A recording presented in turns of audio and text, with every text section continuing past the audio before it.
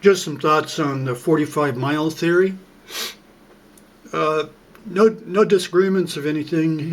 Rath's upload was great, but for people that are not from the area, let me explain what these wide areas are.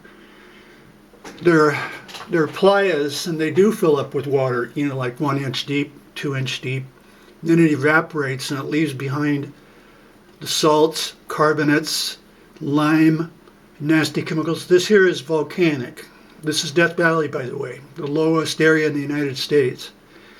But all these nasty chemicals, sulfur, uranium, all kinds of crap washes into there. So you can't like drink the water or water cattle in it. It's very toxic. But like borax, borates, boron, all that shit is down there. So you don't want to pick up this salt which is there and think you're going to eat it or use it. It might kill you. As a matter of fact, 20 mule team borax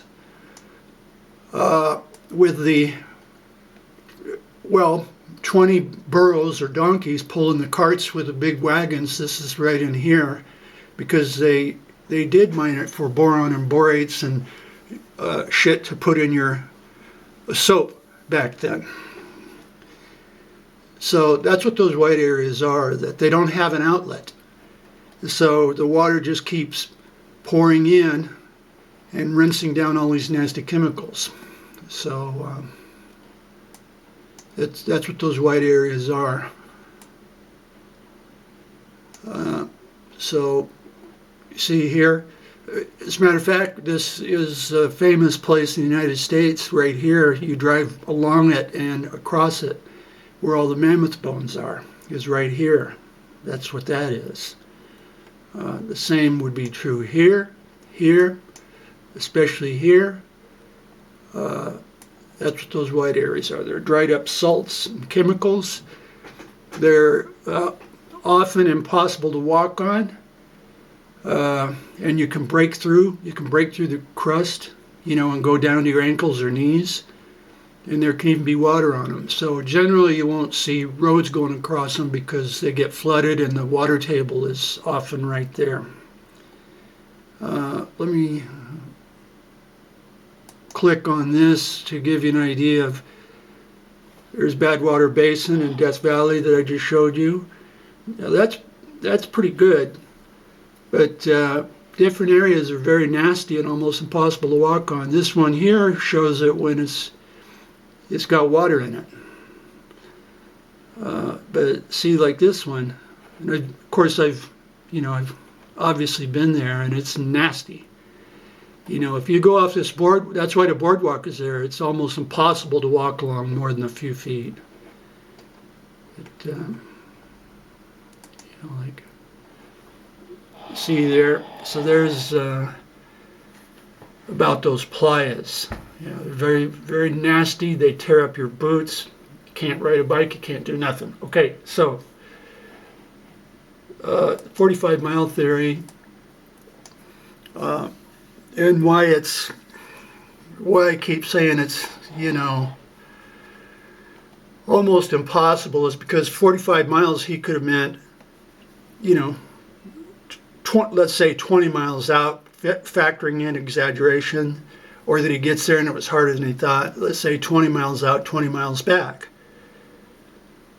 Well, that's normally how we'd refer to distances. But now let's assume he was going up in one direction. Well, that changes everything. That we don't know if he was going up there on his final hike to just, go forever. 45 miles, that's even walking along here through this area, he would have been going like this, intentionally going over the mountains. He would just say to hell with it and walk forever, but we don't know that he did it. And so that's why I say that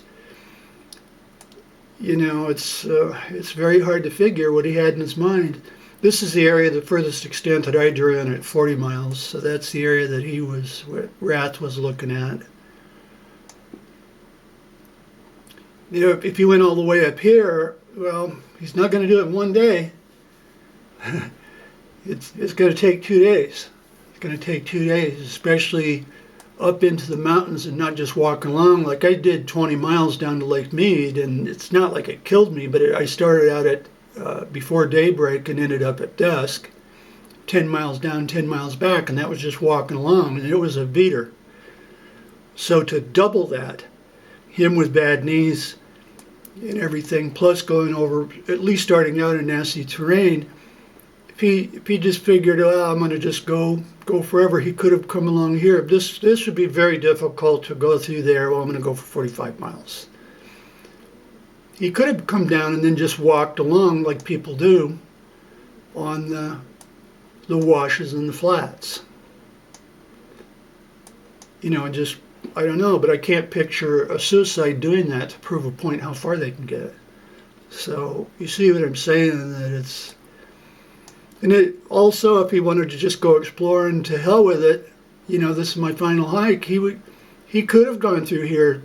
To hell if I'm in Area 51. If I get caught, I'll shoot myself. So that's why I'm saying it's almost impossible to figure what a suicide would do.